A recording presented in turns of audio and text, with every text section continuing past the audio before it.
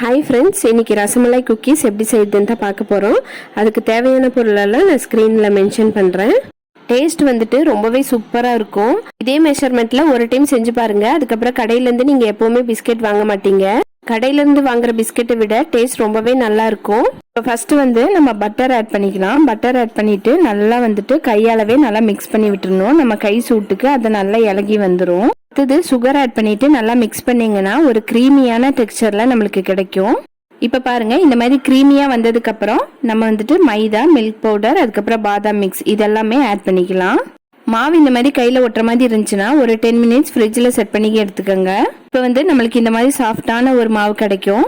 இப்போ இந்த மாவை லைட்டாக நீங்கள் சப்பாத்தி கட்டையில் வச்சு தேய்ச்சிட்டு குக்கி கட்டரை வச்சு கூட கட் பண்ணலாம். நான் இன்னைக்கு சின்ன சின்ன உருண்டையாக பிடிச்சி அதை அமுக்கி எடுத்திருக்கேன். உருண்டை பிடிச்சிட்டு லைட்டாக இப்படி ப்ரெஸ் பண்ணிங்கன்னா போதும், கரெக்டான நம்ம குக்கி ஷேப்புக்கு வந்துடும்.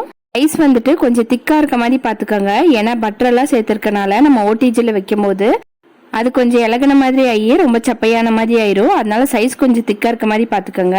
இந்த மாவே டேஸ்ட் பண்ணி பார்த்தீங்கன்னா அப்படியே பால்கோவா மாதிரி சாப்பிட்றதுக்கு அவ்வளோ டேஸ்ட்டாக இருந்தது.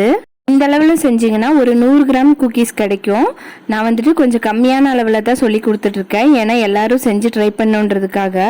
இந்த மாதிரி நிறைய ஹோம்மேட் குக்கீஸ், கேக்ஸ் இந்த மாதிரி வீடியோஸ் எல்லாம் நம்ம சேனலில் அப்லோட் பண்ணிட்டு இருக்கேன். உங்களுக்கு தேவைப்பட்டுச்சுன்னா நம்ம சேனலை சப்ஸ்கிரைப் பண்ணி வச்சுக்கோங்க.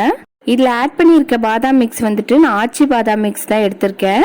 ஏன்னா அதோட ஃப்ளேவர் வந்துட்டு ரொம்பவே நல்லா இருக்கும். இந்த குக்கீஸ் எப்போ செஞ்சாலுமே சரி எங்கள் வீட்டில் உடனே காலி ஆகிடும். ஏன்னா இதோட டேஸ்ட் பார்த்தீங்கன்னா ரொம்பவே ரிச்சாக இருக்கும்.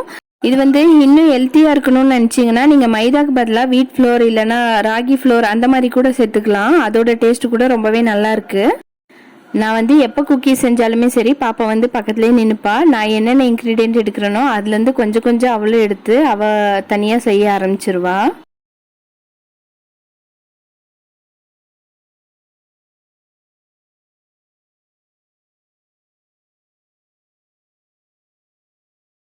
இப்போ குக்கீஸ் எல்லாம் ரவுண்ட் பண்ணி ரெடியாக இருக்குது. இது மேலே வந்துட்டு நம்ம பாதாம் வந்துட்டு குட்டி குட்டியாக கட் பண்ணி வச்சுருக்கேன். அதை வந்து இது மேலே வச்சுக்கலாம். அப்போ பார்க்கறதுக்கு ரொம்பவே நல்லாயிருக்கும். இந்த ஸ்டேஜில் வந்துட்டு ஓடிஜியை ஒரு 10 மினிட்ஸ் 180 டிகிரியில் ப்ரீஹீட் பண்ணி வச்சுக்கலாம்.